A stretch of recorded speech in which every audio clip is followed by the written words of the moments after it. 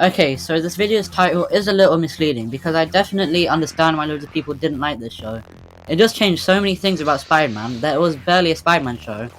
I even have a love-hate relationship with it myself, because on one hand, I really appreciate the concept and how they reimagined a bunch of Spider-Man's classic villains, but on the other hand, it's just not what I want from a Spider-Man story.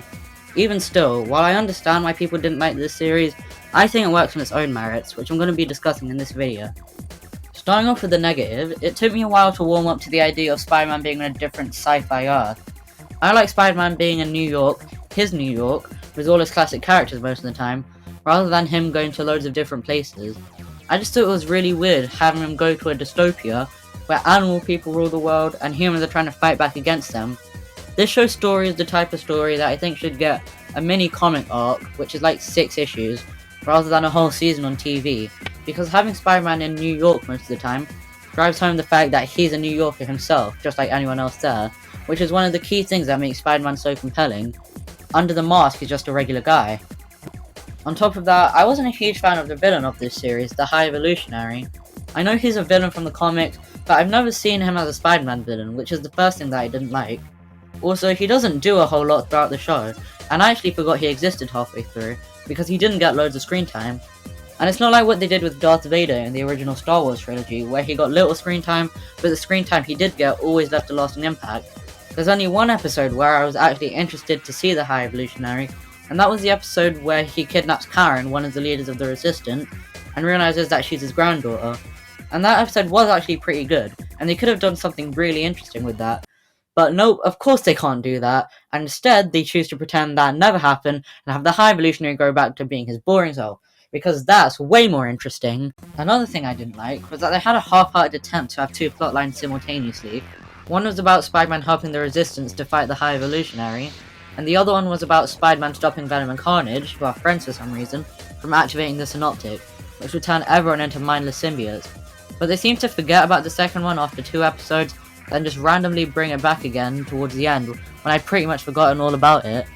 And what's worse is that the series ended on a cliffhanger of the Synoptic actually being achieved, and it's sending out loads of spores to make everyone slaves to the symbiotes. But then, because the show was cancelled, we didn't actually get to see how Spider-Man was able to stop that. Probably the biggest sin the show commits though is not always understanding Spider-Man.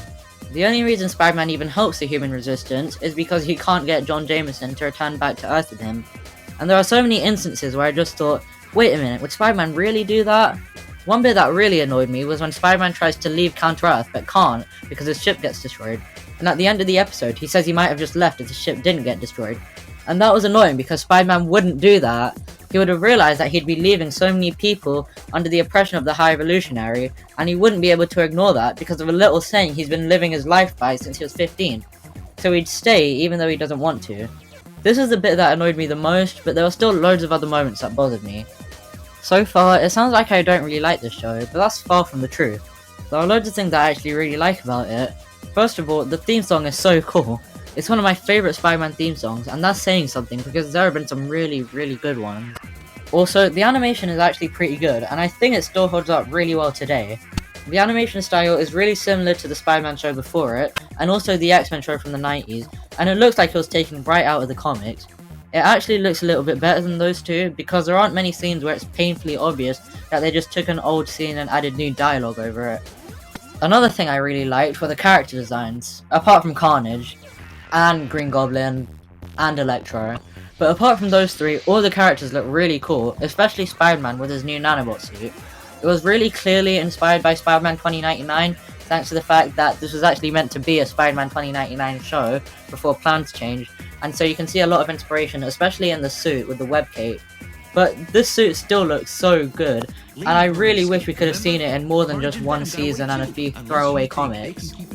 Diving a little bit deeper, the writing was actually really solid.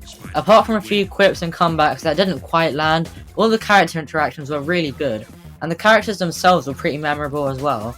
John Jameson was really cool, Karen O'Malley was a really nice addition, and they even found a way to make me not hate a character made of toilet paper who can't speak, Git Hoskins. And the voice acting for every character was all pretty good as well, with the standout for me being Rino Romano as Spider-Man, who actually reprised his role in the much more popular and the much more beloved Spider-Man video game, and its sequel, Spider-Man Enter Electro, from 2000 and 2001 for loads of different platforms.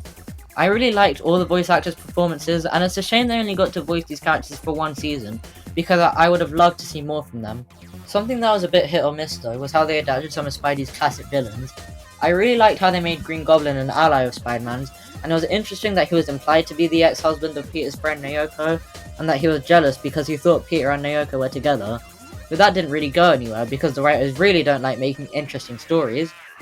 This show's version of Kraven the Hunter was okay, but I think I would have just preferred if they used a normal Kraven. Vulture was cool because he had a really interesting backstory, being one of the few humans who are friends with Bestials, but then grew to hate them.